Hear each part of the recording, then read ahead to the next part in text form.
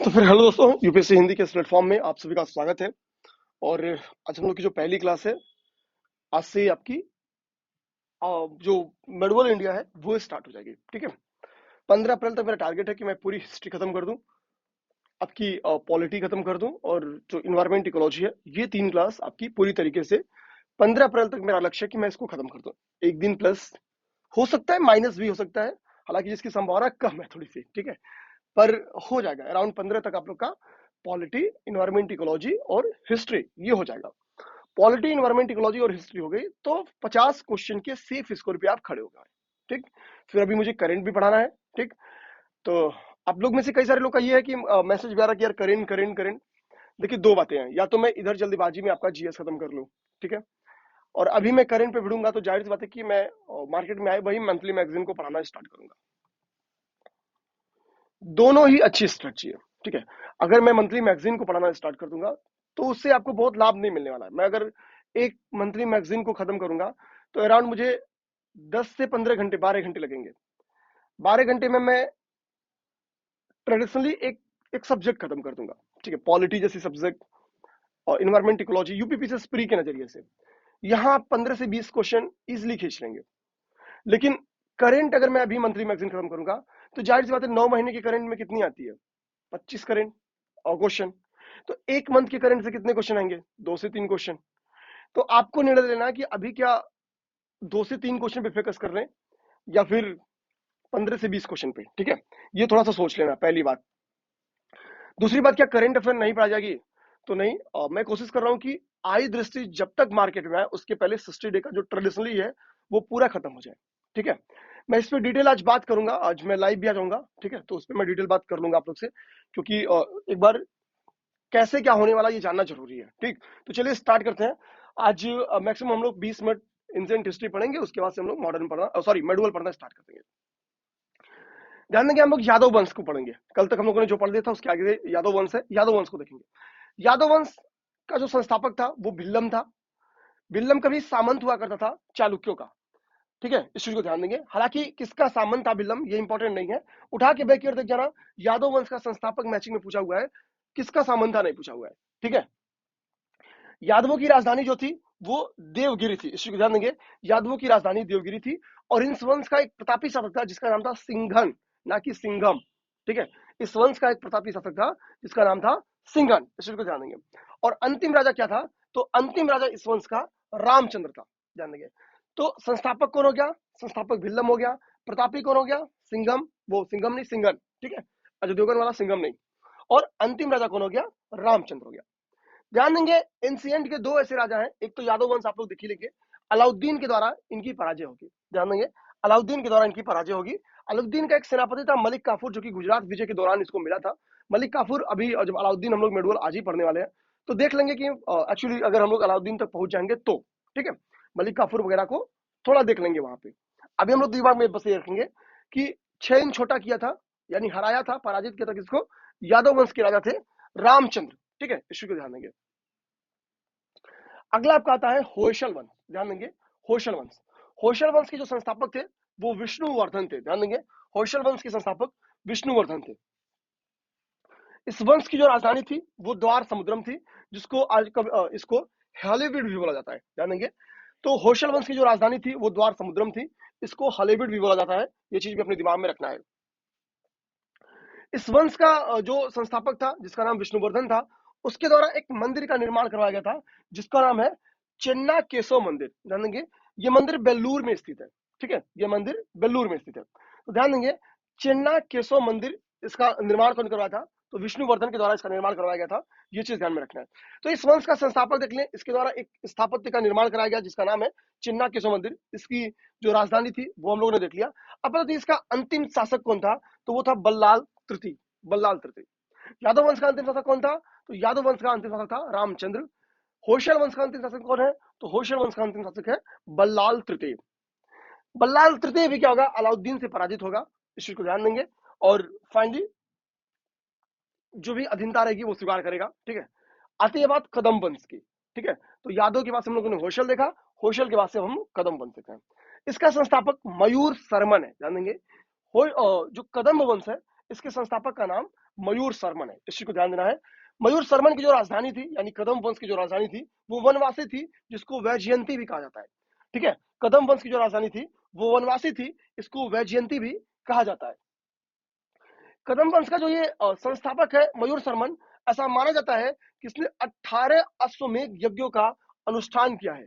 ठीक है, इसी के लिए इसको 18 अश्वमेध यज्ञों का अनुष्ठान करने वाला कहा गया है। ध्यान देंगे, तो इतिहास में ये क्वेश्चन, चूंकि इतनी बड़े फैक्ट 4 अश्वमेध यज्ञ का तो नॉर्मली नाम मिल जाता है, लेकिन 18 का नाम आपको कदम वंश में मिलता है, मयूर शर्मन, इस चीज को ध्यान देंगे। तो मयूर शर्मन इस वंश का संस्थापक है, इसकी राजधानी वनवासी है। ठीक है, आप याद करने का तरीका बेसिकली देखेंगे कि अगर आप वनों में चले जाएंगे तो मोर वगैरह इजिली मिल जाते हैं। ठीक है, तो थोड़ा मयूर मोर से मिल रहा है। ठीक है, तो आप चाहेंगे तो कदम वंश का संस्थापक अगर मयूर शर्मन याद है, तो वनवासी अगर राजधानी पूछेगा तो इजिली आप लोग मैच कर सकेंगे, थोड़ा मोर और वन एक दूसरे से मैच करते हैं। ठीक है, अगला है गंग वंश। ठीक है, गंग वंश में जो पश्चिमी गंग है, इसको देखेंगे। इस वंश का जो संस्थापक रहा है पश्चिमी गंग वंश का, वो रहा है कोंगणी वर्मन। ध्यान देंगे, कोंगणी वर्मन। इस वंश का जो संस्थापक रहा है वो रहा है कोंगणी वर्मन, ये चीज ध्यान देना है। इस वंश की यानी पश्चिमी गंग वंश की 2 राजधानियां हुआ करती थी। पहली राजधानी जो इसकी थी वो कोलाल थी, जिसको कोलर भी कहा जाता है। कोलाल हालांकि इसका फेमस नाम है। तो पश्चिमी गंग वंश जिसका संस्थापक कोंगणी वर्मन था, उसकी राजधानी क्या थी? कोलाल थी। बाद में इसकी एक दूसरी राजधानी बनती है, और जो दूसरी राजधानी बनती है वो तलकाड बनती है। मैंने यहां लिख दिया है तलकाड, ये इसकी राजधानी बाद में बनती है। तो यानी पश्चिमी गंग वंश के संस्थापक कोंगणी वर्मन की इस वंश की 2 राजधानियां हुआ करती थी। कोंगणी वर्मन के ड्यूरेशन में इसकी राजधानी कोलाल थी और आगे चलकर तलकाड हो गई। जानेंगे, आगे चलकर तलकाड हो गई।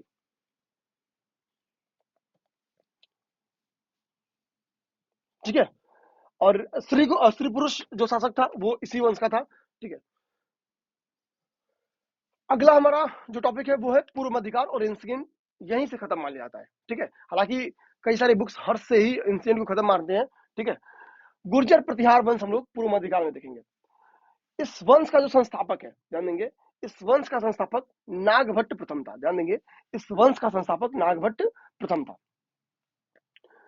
हालांकि जो वास्तविक संस्थापक था जिसने इस गुर्जर प्रतिहार वंश को पूरी तरीके से स्टैब्लिश किया, वो कौन था?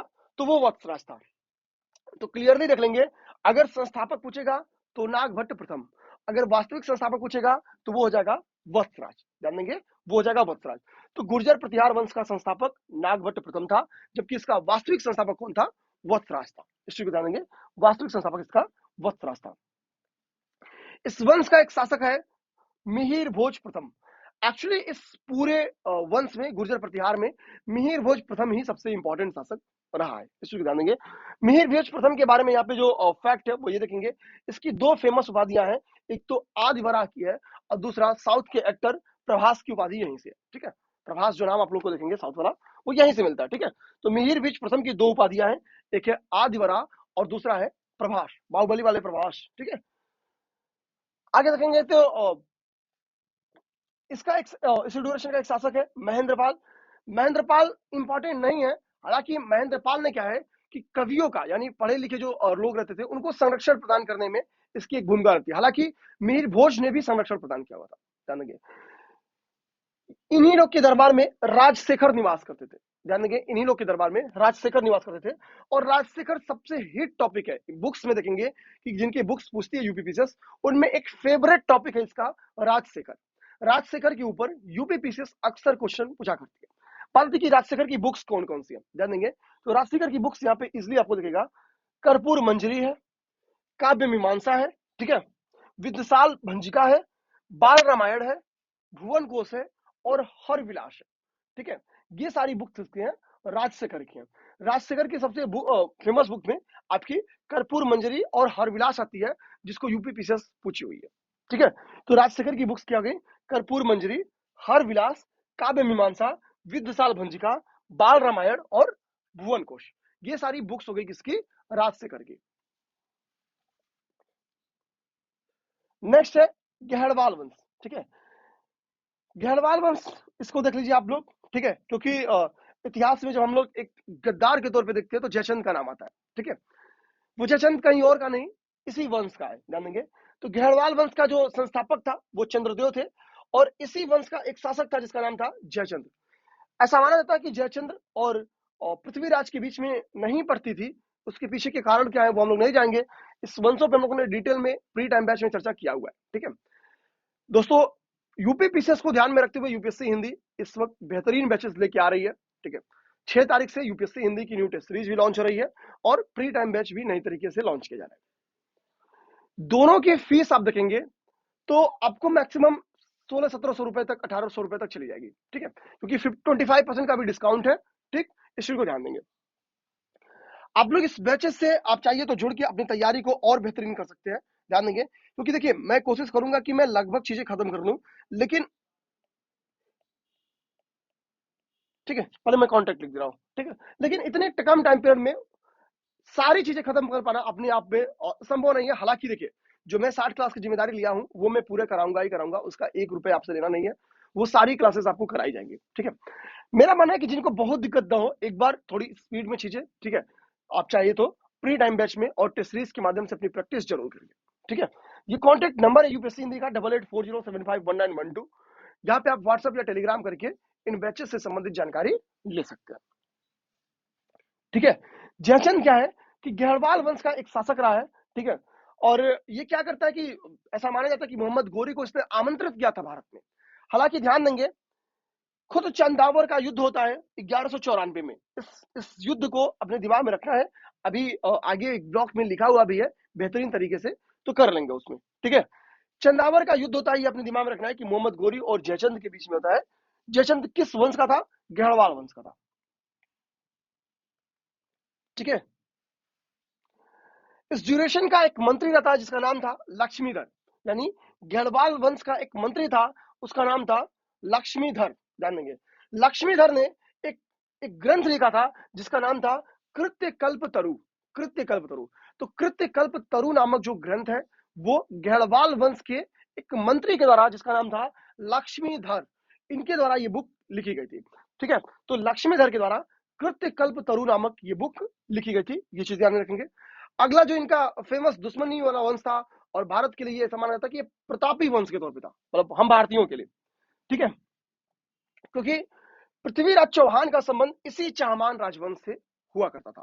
ठीक, अब देखेंगे इस चाहमान राजवंश का संबंध जो संस्थापक था वो वासुदेव थे, और इसका हम लोगों ने क्या देखा गढ़वाल का, तो गढ़वाल के चंद्रदेव थे। तो गढ़वाल वंश का संस्थापक चंद्रदेव थे और चाहमान वंश के संस्थापक वासुदेव थे। जान लेंगे। ठीक है, इस वंश के संस्थापक कौन थे? वासुदेव थे। इस वंश में तो वैसे कई प्रतापी शासक हुए, लेकिन पृथ्वीराज चौहान का कोई तोड़ नहीं था इस वंश में। ध्यान देंगे पृथ्वीराज चौहान को हम लोग पृथ्वीराज तृतीय के नाम से भी जानते हैं। ये सभी पब्लिक सर्विस कमीशन के द्वारा पूछा जा चुका है, क्योंकि नॉर्मली लोग पृथ्वीराज चौहान याद करते हैं, लेकिन एग्जैक्ट वो कौन थे? तो वो पृथ्वीराज तृतीय थे जिनको हम लोग पृथ्वीराज चौहान के नाम से जानते हैं। इस चीज को अपने दिमाग में रखो। पृथ्वीराज चौहान के पहले इस वंश में अजय राज प्रथम, विग्रह राज चतुर्थ, ये सभी लोग क्या हुए हैं? बेसिकली राजा हुए हैं। इनमें जो अजय राज प्रथम थे, इन्होंने अजमेर नगर जो हम लोग देखते हैं उस नगर की स्थापना इसी अजय राज ने की थी। जानेंगे, इस ध्यान में रखेंगे। तो चाहमान वंश के शासक अजय राज प्रथम ने अजमेर नगर की स्थापना की थी, ये दिमाग में रखना है। यहाँ पे 2 ग्रंथ हो जिसमें से एक नाटक है उसका नाम लिखा है, एक ग्रंथ है या एक नाटक है इसका नाम है हरिकेली। तो हरिकेली नामक जो नाटक है वो विग्रह राज चतुर्थ के द्वारा लिखा गया है। ध्यान देंगे विग्रह राज चतुर्थ इस चाहमान वंश का एक शासक रहा करता था। ठीक है, तो चाहमान राजवंश का एक शासक था विग्रह राज चतुर्थ, जिसके द्वारा हरिकेली नामक नाटक लिखा गया था। अब नाटक से आपको लगेगा बहुत छोटा टाइप का शासक रहा होगा, ठीक है, मजाकिया टाइप का, कपिल शर्मा की तरफ से, लेकिन ऐसा नहीं था। ठीक है, आज की जेलेंस्की है। ठीक, क्योंकि जेलेंस्की साहब भी थोड़ा सा रसिया से निपट के दिखा दिए कि भैया, ठीक है, कौन है वो, फ्लावर नहीं फायर है वो। ठीक है, अब देखिए तो हरिकेली नामक नाटक किसने लिखा था? विग्रह राज चतुर्थ ने लिखा था। ठीक है, अब यहां पे देखेंगे अगली बुक है ललित विग्रह राज। ठीक है, ध्यान देंगे इस ग्रंथ को किसने लिखा है? सोमदेव ने लिखा। तो यहाँ पे 2 बुक्स से याद रखेंगे। हरिकेली नाटक कौन लिखा है? विग्रह राज। ललित विग्रह राज किसने लिखा है? सोमदेव ने। ये दिमाग में रखना है, अपने दिमाग में याद कर लेना इसको। अब स्टार्ट क्या हुआ, मैंने बोला कि पृथ्वीराज चौहान इस ड्यूरेशन के महान शासक थे, जिनको हम लोग पृथ्वीराज तृतीय के नाम से भी जानते हैं, जान देंगे। एक कवि है जिनका नाम है चंद्रबरदाई या चंद्रबरदाई, जो भी बोल लीजिए। ये पृथ्वीराज तृतीय के राज्यसभा की शोभा बढ़ाते थे। इनके द्वारा एक बुक लिखी गई है जिसका नाम है पृथ्वीराज रासो। इनके द्वारा एक बुक लिखी गई है जिसका नाम है पृथ्वीराज रासो। ये बुक किसके द्वारा लिखी गई है? चंद्रबरदाई के द्वारा लिखी गई है, जो कि पृथ्वीराज तृतीय के दरबार की शोभा बढ़ाया करते थे। अब ध्यान देंगे, मोहम्मद गोरी को जब जयचंद के द्वारा आमंत्रित किया जाता है, ठीक है, तो जयचंद से उसकी 1194 में लड़ाई हुई है, ध्यान देंगे। 1194 में जयचंद से उसकी लड़ाई हुई है, चंदावर का युद्ध, ठीक है। लेकिन इसके पहले जब आमंत्रित करते हैं जयचंद मोहम्मद गोरी को, तो पहले वो अपने दुश्मन से निपटवाते हैं, ध्यान देंगे। और अब उनका दुश्मन कौन था? पृथ्वीराज चौहान यानी पृथ्वीराज तृतीय थे, और उनके द्वारा उनका तराइन का प्रथम युद्ध 1191 में लड़ा जाता है। 1191 के तराइन के इस युद्ध में पृथ्वीराज चौहान से गोरी, जिसको जयचंद का समर्थन मिला हुआ था, भयानक हारता है, गंदी तरीके से हारता है। लेकिन अगले ही वर्ष समय चूंकि गोरी देता नहीं है और जयचंद इसमें भरपूर साथ देता है, ठीक है, ये छलबद्ध युद्ध भी इतिहास में माना जाता है, और तराइन का द्वितीय युद्ध होता है। इस द्वितीय युद्ध में पृथ्वीराज चौहान की पराजय होती है, इस चीज को ध्यान देंगे, ठीक है, पृथ्वीराज चौहान की पराजय होती है। यानी गोरी के 3 युद्ध इतिहास में बड़ा फेमस है। तराइन का प्रथम युद्ध, तराइन का द्वितीय युद्ध, ध्यान देंगे। तराइन का प्रथम युद्ध किसके साथ हुआ है? 1191 में। तराइन का द्वितीय युद्ध 1192 में, किसके साथ? पृथ्वीराज चौहान के साथ। और अगला जो युद्ध हुआ है वो 1194 में, वो चंदावर का युद्ध हुआ है मोहम्मद गोरी और जयचंद के बीच में। इस ध्यान देना, ठीक है। अब अगर हम लोग परमार वंश देखें, ठीक है, परमार वंश देख ले, ठीक है, जो मालवा का परमार वंश था, तो बात, ठीक है, परमार वंश का संस्थापक कौन था? तो कृष्णराज या उपेंद्र, ठीक है, दोनों एक ही का नाम है, उपेंद्र या कृष्णराज, ये परमार वंश का संस्थापक था। कृष्णराज ने परमार वंश की जो राजधानी बनाई थी, ध्यान देंगे, इसकी राजधानी धारा नगरी को बनाई थी, ध्यान देंगे। धारा नगरी परमार वंश की राजधानी हुआ करती थी। परमार वंश के एक शासक हुआ करते थे, ध्यान देंगे, परमार वंश के एक शासक हुआ करते थे, वो था महाराजा भोज। कहाँ राजा भोज, कहाँ गंगू तेली, वही वाले भोज हैं ये, ठीक है। तो भोज परमार वंश के सर्वाधिक शक्तिशाली शासक थे, ये चीज दिमाग में रखेंगे। भोज सर्वाधिक शक्तिशाली शासक थे, और स्थापत्य के ड्यूरेशन में इनकी महत्वपूर्ण भूमिका रही है। स्थापत्य के ड्यूरेशन में, यानी स्थापत्य की डेवलपमेंट में इनकी महत्वपूर्ण भूमिका रही है। फॉर एग्जाम्पल, सरस्वती मंदिर का निर्माण इनके द्वारा किया गया है, ध्यान देंगे। इनके द्वारा राजधानी धारा में सरस्वती मंदिर का निर्माण किया गया था। इसके साथ साथ इन्होंने कई सारी ग्रंथों की रचना भी की है, जैसे देखेंगे सरस्वती कंठाभरण, ठीक है, श्रृंगार प्रकाश, प्राकृत व्याकरण, ठीक है, कुर्म शतक, ठीक है, युक्ति कल्प तरु, और यहाँ पे क्या है, समरांगण सूत्रधार, ठीक है। ये सारी बुक महाराजा भोज के द्वारा लिखी गई है। भोज के द्वारा लिखी गई बुक कौन कौन सी है? सरस्वती कंठाभरण, श्रृंगार प्रकाश, प्राकृत व्याकरण, कर्म शतक, युक्ति कल्पतरु, और समरांगण सूत्रधार। ये सारी बुक्स हैं जो कि महाराजा भोज के द्वारा लिखी गई है। महाराजा भोज के द्वारा जिस मंदिर का निर्माण किया गया था राजधानी में, वो सरस्वती मंदिर था। ये चीज भी ध्यान में रखेंगे,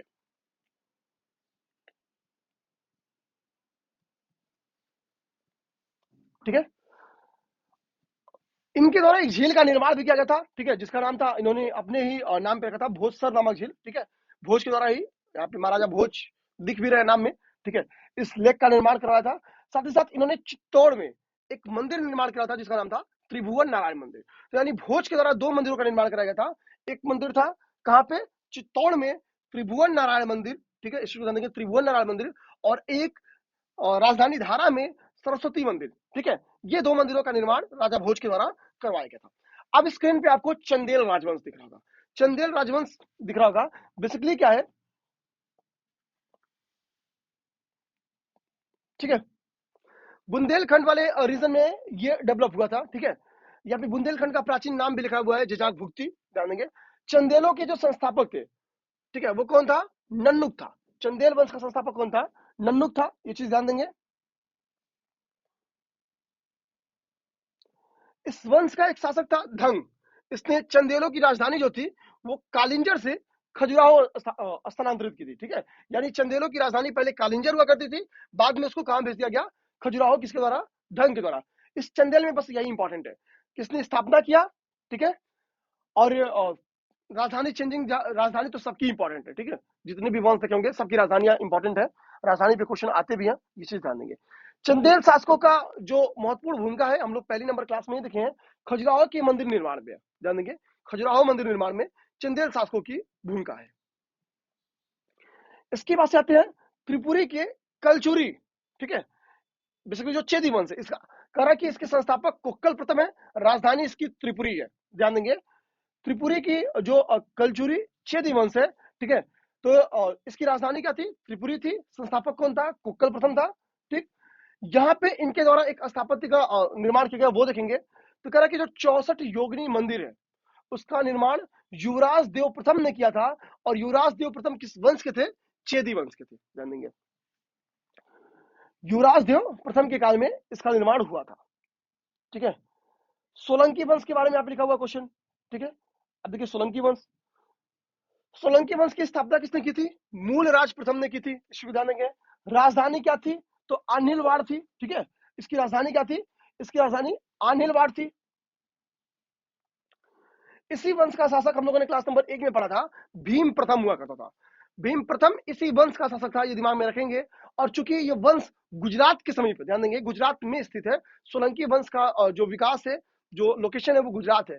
भीम प्रथम के शासनकाल में गजनवी गुजरात आता है, और इसकी भीम प्रथम से एक लड़ाई होती है, सोमनाथ मंदिर का फाइनली ये लूटपाट करता है।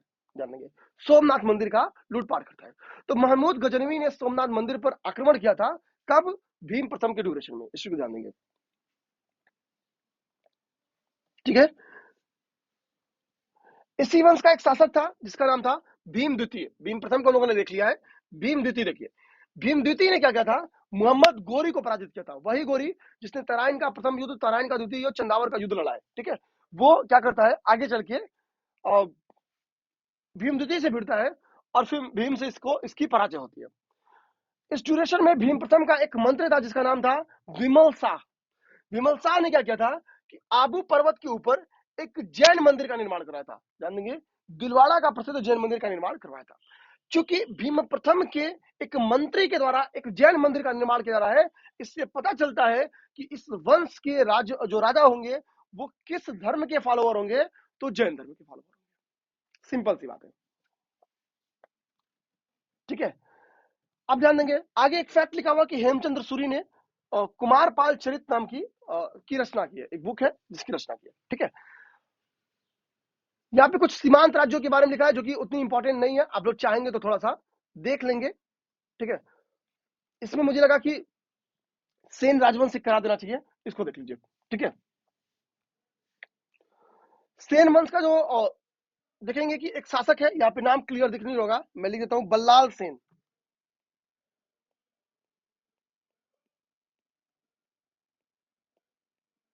ठीक है, सेन वंश का एक शासक है जिसका नाम है बल्लाल सेन। इस बल्लाल सेन ने कुछ ग्रंथों की रचना की है। जिस ग्रंथ की रचना की है उसका एक नाम है दान सागर, और दूसरा नाम है अद्भुत सागर। तो जिन दो ग्रंथों की रचना की है वो क्या है? दान सागर और अद्भुत सागर। बल्लाल सेन के द्वारा जिन ग्रंथों की रचना की गई उसका नाम है दान सागर और अद्भुत सागर। ठीक है, गीत गोविंद के लेखक कौन है? जयदेव है, ये चीज ध्यान में रखेंगे। ठीक है, एक्चुअली ये सब लोग क्या थे, चाहे वो जयदेव हो, ठीक है, चाहे वो धोई हो, यहाँ पे ध्यान देंगे, पवन दूत के लेखक धोई का नाम लिखा है, ध्यान देंगे। ठीक है, धोई हो, ठीक है, यहाँ पे हलायुद्ध का नाम लिखा है। ठीक है, हलायुद्ध आपको दिख रहा होगा, तो मैं नहीं दिख रहा होगा तो मैं लिख भी देता हूँ। ठीक है, हलायुद्ध का नाम लिखा है। ठीक है, ये सब लोग क्या है? ये सब लोग लक्ष्मण सेन की सभा में रहते थे, यानी जयदेव, धोई और हलायुद्ध, ये सब लोग लक्ष्मण सेन की सभा की शोभा बढ़ाया करते थे। अब देखेंगे, अब बात आती है कि जयदेव की बुक का नाम क्या है? तो गीत गोविंद है। धोई की बुक का नाम क्या है? पवन दूत है। हलायुद्ध की बुक का नाम क्या है? ब्राह्मण सर्वस्व। ठीक है, ब्राह्मण सर्वस्व। ये सब के सब लोग लक्ष्मण सेन की राज्यसभा की शोभा बढ़ाया करते थे। और इस वंश की जो राजधानी थी वो क्या थी? वो नदियां थी। इस वंश की राजधानी नदिया थी। तो बेसिकली यहां से आप मान के चलिए कि आपकी एंशिएंट हिस्ट्री समाप्त हो जाती है और आपकी मेडुअल हिस्ट्री स्टार्ट हो जाती है। मेडुअल हिस्ट्री हम लोग केवल 2 क्लास में ही खत्म करेंगे, ठीक है। यहां भी ध्यान देंगे जो इस ड्यूरेशन की स्थापत्य है, इसके ऑर्डर पे क्वेश्चन पूछ सकता है। इस ड्यूरेशन के स्थापत्यों का निर्माण किसने किया है, उस पर क्वेश्चन पूछता है, ठीक है। उसके बाद से यहाँ पे जो लिखी गई बुक्स है उन पे क्वेश्चन पूछ लेता है, ठीक है। लड़ाइयाँ वगैरह नहीं आती है, हालांकि जैसे ऑर्डर पे क्वेश्चन आ जाता है, जैसे दिल्ली सल्तनत के जो वंश है उनकी ऑर्डर पे क्वेश्चन आ सकता है। और कुछ स्पेशल राजा हैं, ठीक है, जैसे अलाउद्दीन खिलजी, ठीक है, और इसके पे क्वेश्चन बन सकता है, ठीक है। बलबन पे क्वेश्चन बन जाता है, ठीक है। मिडल में देखेंगे अकबर पे क्वेश्चन बन जाता है। तो जो इंपॉर्टेंट राजा हैं उनके ड्यूरेशन के जो डेवलपमेंट्स हैं उनको देख लेंगे। जो खास इस ड्यूरेशन में विभाग है उन पे क्वेश्चन बनता है, इनको देख लेंगे। तो चूंकि हम लोग देखने का ऑर्डर फिक्स है, इसलिए तय है कि ये 2 क्लास में खत्म हो जाएगी, ठीक है। तो उम्मीद करते चीजें आपको समझ में आएंगी। जय हिंद।